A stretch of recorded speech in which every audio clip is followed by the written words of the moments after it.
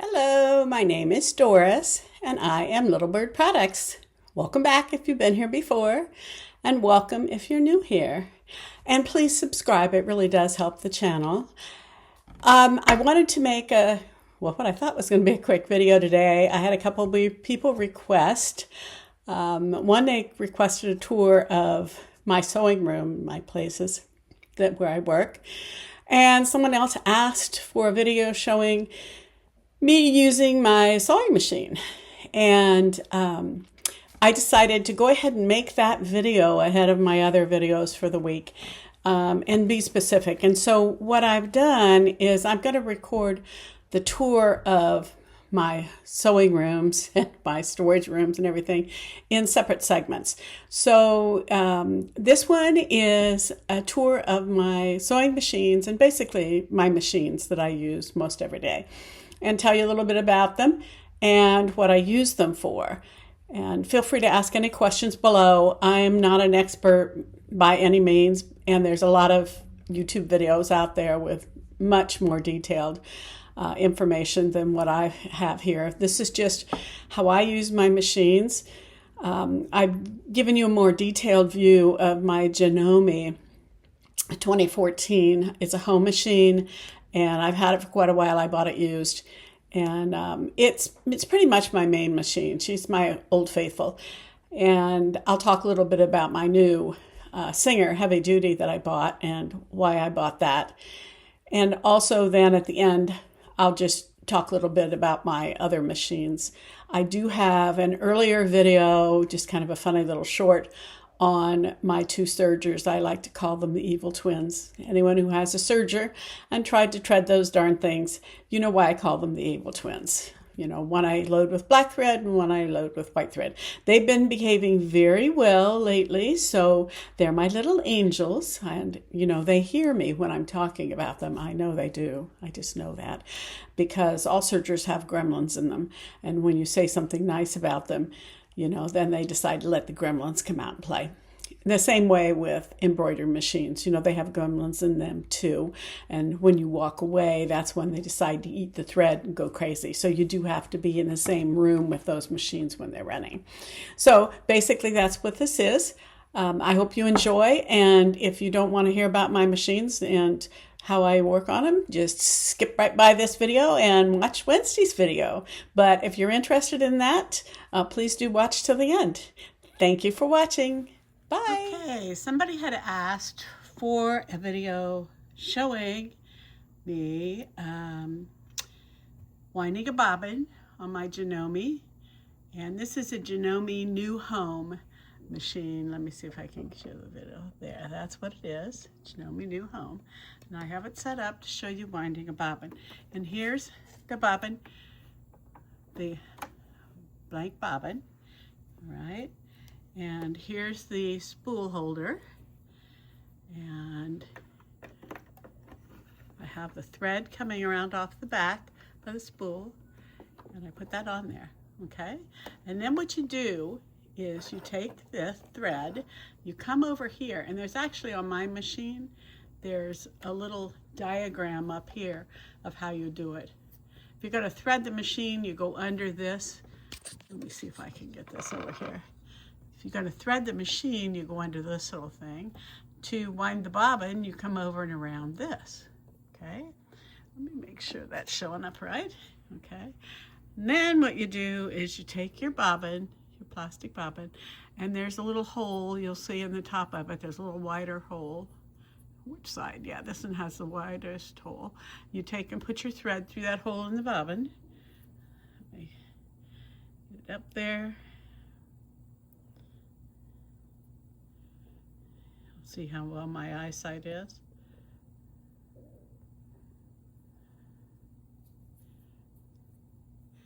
See, you got it through the hole. Pull the thread up, bring it over here, you put it on the spool like that, and then you push the spool over so it's against that. You hang on to that thread, and then it automatically knows. You'll see down here it says SP, that's the spool winding. Then you push on the foot pedal.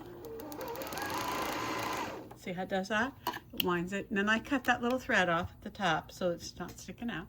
I put my finger over here and just hold this slightly just to make sure that, I've never had the thread slip off, but I want to make sure it doesn't. And you keep holding your foot down on the foot pedal. Let me show you the foot pedal. I'm going to show you what I do. Take that up off the floor. And this looks extremely dirty because it's been on the floor. I take these KitchenAid mitts and I stick my foot pedal in it. And then that way I can press on the foot pedal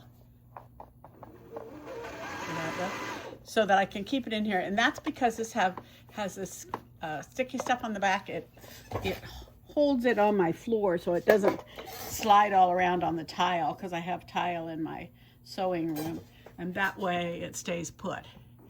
And then what'll happen is you keep holding down on the foot pedal, and it keeps winding the spool, winding.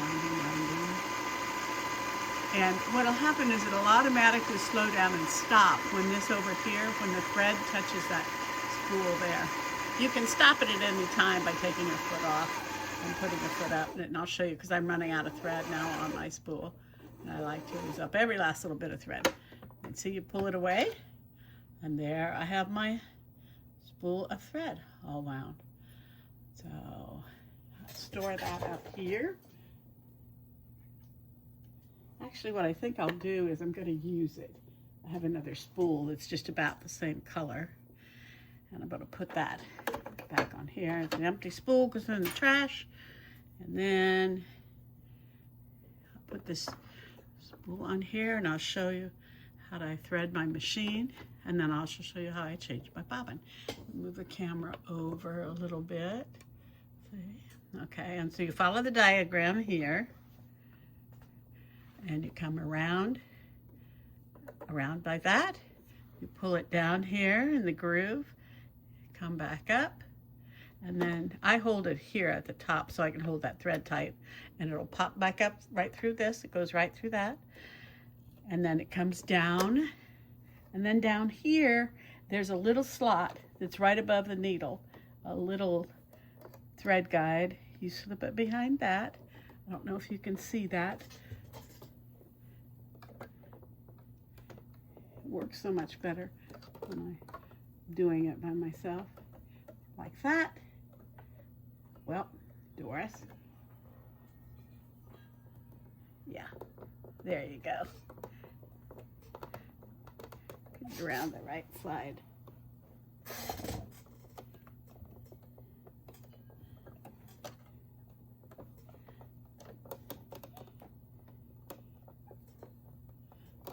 On there.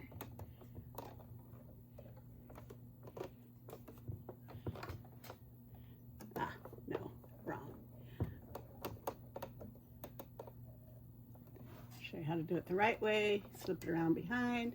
See how it goes through that guide, around behind that guide there. See how it is? And then this is the automatic needle threader. It comes down, and then see how you pull it in? And then what you do is you take the thread. This is for the automatic needle threader. You put it around behind that. See that little piece of white plastic? And then what it is it goes in front of the needle, right? You pull this up and you let go like that, and see how it threads itself. This one is, a lot of the machines, needle threader doesn't work for me, but this one it does. Then I pull it around behind. There's a little slot in my foot.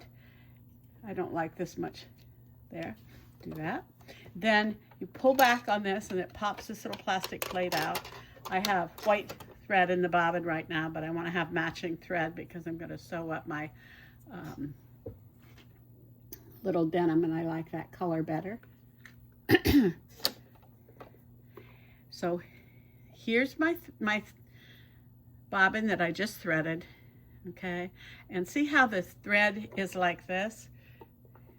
See how it comes around to the back, goes around this way, around. You drop that in there, okay? And you can tell that the top is up because you can see that little tail of the thread that's stuck out of the top of the spool.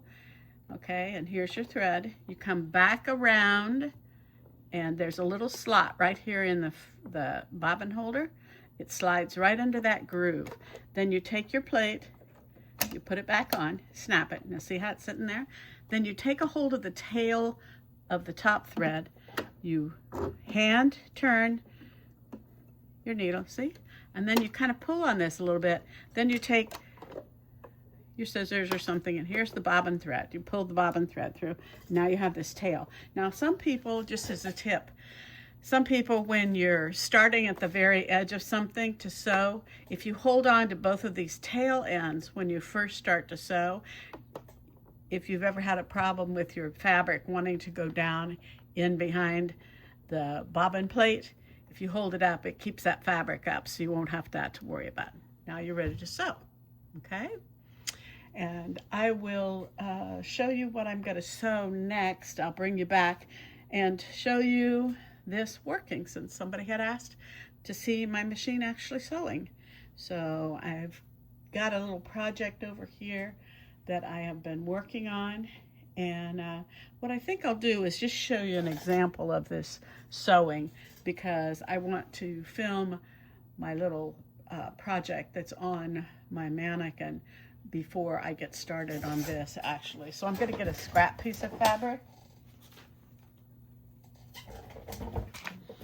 Here's a piece of scrap fabric. I put it down under here. Now this little foot, I like this foot. I use it for just about everything. On this machine, there's a little lever here you push and the foot drops down off, or then it just goes in a slot and you drop the foot, the needle, the foot back here on that for the foot, okay? And I have two machines, and I always have to remember which machine I'm at. Here's the lever for the foot. My other machine, my Singer, the lever for the foot is clear in the back. This one for the Janome, it's right here. It's more convenient, it's right here on the side. Okay, so I lower my presser foot, and then I pick over here, I think you can see it, the stitch that I like. I have a lot of different stitches that I use, but the number 1 stitch is the one, it's just a straight stitch. And this, what this does is it will change when it's in this position up here. You can change the stitch. Oh, look here. I press that once and it goes to stitch 2, 3, 4, whatever. So normally I use stitch 1. That's a straight stitch. Now, see this little button? When you go through here, you click on that. That takes you to the next. And what that is that's the stitch width, right? And then you press again, and that's the stitch length. Now, when I normally sew on my machine, just a normal straight stitch, I do this at 3.0. And with this machine, if I were going to do a gathering stitch, I could go all the way up to 5, right? That's the width of the stitch. So we're going to leave that at 3. I dropped the foot. Now, the other thing I like about this machine is that I can press this, and what it does is it drops the needle down, and the needle will stay in the down position. And that's good for this. I'll show you in a minute. It also has a reverse stitch on this. Watch, I'll press the presser foot, and see this button? You press that, that does a back stitch, okay? So you want to do a little back stitch to anchor your sewing. Then you can go forward. I'm just pressing the pedal. Now here's the thing that's nice about being able to drop that needle. My Singer Heavy Duty, you don't have the drop needle, and you have to turn the hand crank to turn the needle down and anchor it. But if I'm going to turn the corner here, right, then what I can do with that seated, I lift the presser foot and turn it because my needle is still down. I lower the foot and then continue pressing. See how it always stops in the down position? You lift the presser foot, you can turn it again, drop it down. There we go. And then raise it back up. Like that. You raise the presser foot, and then there's a thread cutter over here on the side. You thread the cut the thread. See what a nice clean stitch that is? Okay. Now, the other thing that I wanted to show you with this, the stitches that this machine does, it does a whole lot of stitches, and it does some decorative stitches too. And actually the model number on this Janome new home is DC2014. This is 2026 now, so I'm assuming that this machine is like 12 years old. I bought it used, and this is I would say this is pretty much my main machine. It was my main machine until I got my Singer Heavy Duty. And the Singer Heavy Duty model that I have, it doesn't have as many stitches. It has a dial. It's not automated. It's more of a manual machine, but it does sew through like 6 layers of denim, just like butter. And that's what I needed, is that machine. It was very reasonably priced, and I read some reviews and stuff on it.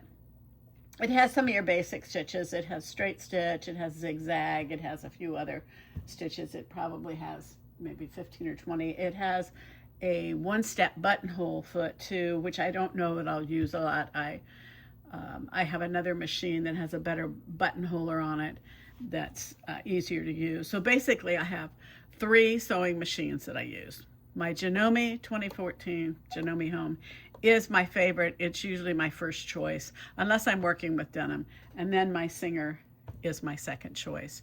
And then my third choice is I have a Husqvarna Viking Topaz. It's a single needle embroidery machine, but it's also a really nice sewing machine. And I use it for things, if I'm going to do something that's decorative or lighter weight material. It doesn't have the strength and the power that the Singer does, and the speed also. The Singer Heavy Duty, it stitches at, I think it's, is it 1,400 stitches per minute, something like that. And both of my other machines are like 800 to 1,200 stitches per minute. When you get any faster than that, then you're getting into more of a commercial, like a Juki machine. I thought for a while I needed one of those machines.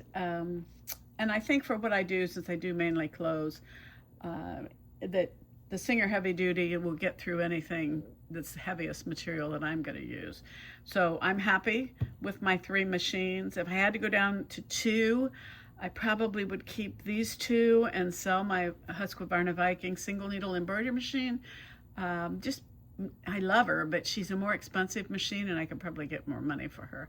And then I have 2 sergers that I call the Evil Twins, and I've done another video earlier on them working, and they're both Janome sergers. There are a lot of videos out there for threading them and using the sergers. If you want me to do a video on that, I can. I'm not, the biggest expert on that. I'm only really experienced on my Janome sergers. I like them. I bought both of those used too. I got a very reasonable price, and I do take them in for service every few years because I use them a lot. I don't take them in every year because, for both of the machines, having them serviced, I could go and buy another one used. So I do all of the simple maintenance myself. So that's, I'll give you a pan around here a little bit, and I'll show you what my other machines look like, just so you can see them. And let's see if I can get this. Yep. And there's my Singer Heavy Duty, and it pretty much winds the bobbins the same way. The only thing that's a little different about it in terms of threading it is that I don't find the automatic needle threader. It's a little persnickety over here, so I just thread it by hand. And threading the machine is basically the same way, except in the front where there's that little, I don't know what you call it, it's a little catch that you put your thread around through at the bottom. It's the exact opposite of Janome, where it goes around the right side down there at the bottom, and my Janome goes around the left side. So I always have to remember that. And then also the place where the up and down lever is different. And then this is where my 2 Evil Twins reside. And I have them here on, this is a desk that I bought off of Facebook Marketplace, and I really like it. It's very deep, and I keep my ribbon on a rod on the wall, because I used to make aprons and I use lots of ribbon all the time. And then I have my thread catchers below it. And then I have rows of bins and things below it. because there's so much deep space there, which works great. And then I have my small hand ironing board here. That's for quick presses. And then this is my Husqvarna Viking Topaz. And that's a very, very good machine. She was very expensive when I got her. I call her she. I don't know why I call my machines she instead of he. But I like this machine really well, but she's not as heavy duty. I have the embroidery arm back there in the corner because I don't do as much single needle embroidery anymore, just for freestanding lace and stuff. So what I typically do is I keep her loaded with light colored thread, and I keep my other two machines loaded with black or colored thread. So I don't spend as much time rethreading the machines. And now she does use different kind of bobbins. That's one of the things that you need to look for, is what type of bobbin, what number it uses. I just get these, I call them the green bobbins for her, because her bobbins are very different. I'm fortunate that the Janome and the Singer machines both use the same kind of bobbin. So I can fill a bobbin on either one of those machines and it'll work on either one of them. So that works pretty good. And so I hope you've enjoyed this little tour of my machines. These are my machines that I use for sewing. I do have my two 6 needles. I call them my girls instead of the evil twins. This is BJ, that's Bertha Jr., and that's Bertha over there on the stand. I'm probably gonna sell her because I don't do as many book pocket pillows. And she's a little older than BJ. And they both still work wonderfully, so I'm probably going to sell her on Facebook Marketplace. And then I think I'll conclude this little video of being out here in my... Well, that concludes my little tour of my machines, my sewing machines. If you enjoyed it, please let me know. Do a like. And also, please consider becoming a member. I've added memberships. And I think I said last time, you can buy me a little dragon drink. It's a new thing for me. I have 2 levels of membership. The first one is buy me a dragon drink, and you will get early access to my videos. Normally, I post them a day ahead, and then I don't give access until the next day to people who aren't members. But that's not a big deal. It's just an overnight thing.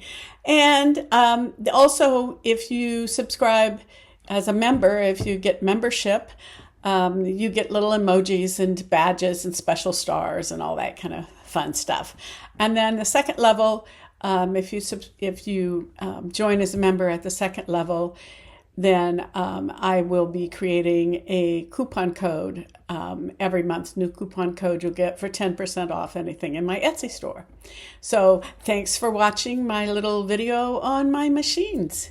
Bye.